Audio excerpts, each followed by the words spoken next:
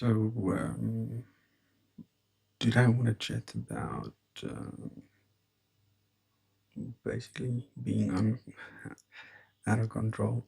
Um, so, I got into some financial trouble, and the bank basically is forcing me to sell one of my vehicles, which was sort of one of my milestones in my life of success. So, it is it's not a nice one. Um, Now, last night I got, because it's a public holiday, and well, today is not a public holiday, but last night or yesterday, well, I started drinking at about 11 o'clock and I finished at about 8 o'clock, uh, which I was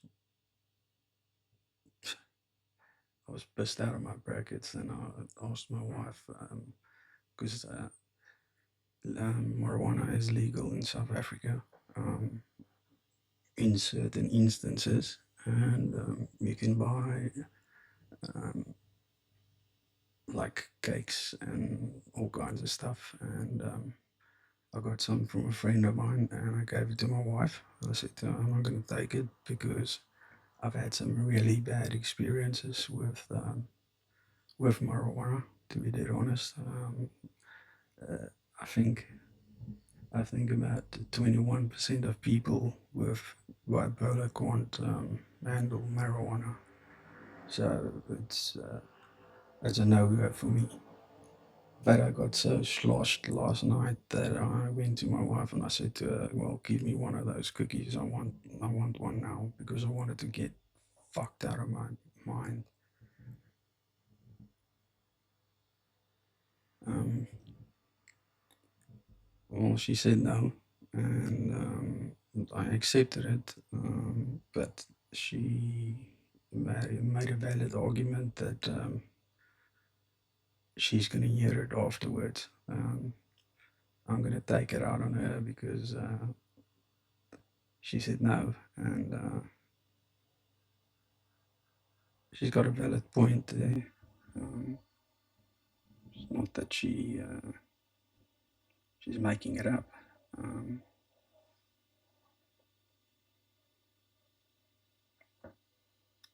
I think what it boils down to is dealing with emotions, and I'm not very good at that. I don't know if other bipolar people are the same. To be dead honest, the first time I cried at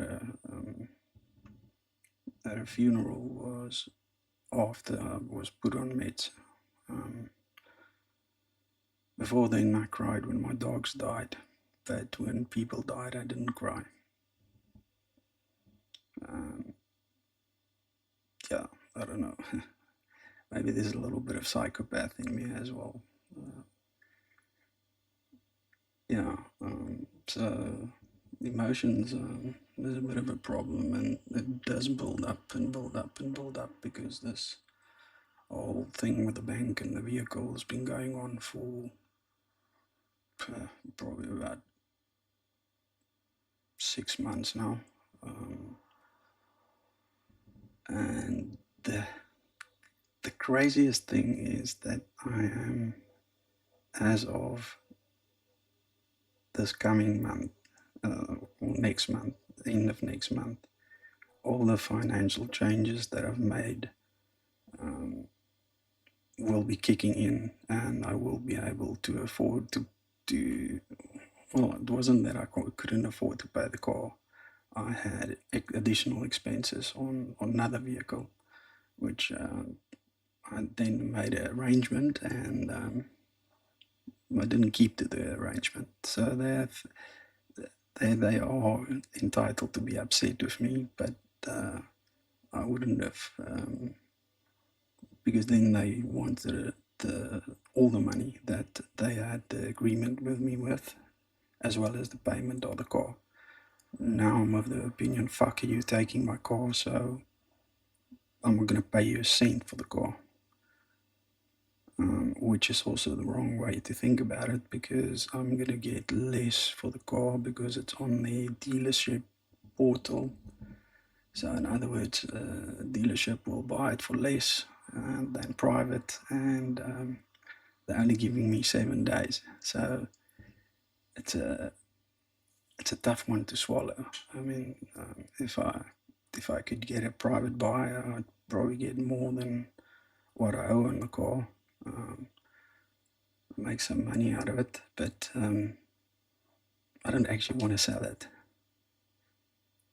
It but my wife's taken the brunt of the hits of this, and as I said the last time, that you know it's her car as well. But she did say last night that the first time that she saw me smile was when I got this car, and every time I got into the car and drove the car. Um, it's a Jeep Wrangler Rubicon special edition. Fucking awesome car, beautiful car. Um, we never used it for what it's made, so we never went 4x4ing with the car. But where we go camping, it's on farms and it's rough roads and steep hills and stuff like that. So you need all-wheel drive, or at least all-wheel drive on a car, on a vehicle. Front wheel drive won't work where we go. So because come from a farm, I tend to go back to farm. Not a big camper at the seaside. Yeah, so dealing with emotions. I don't know if you want to comment at the bottom. I can deal with it better. That would be appreciated. That's my wife phoning me coming from work. So yes,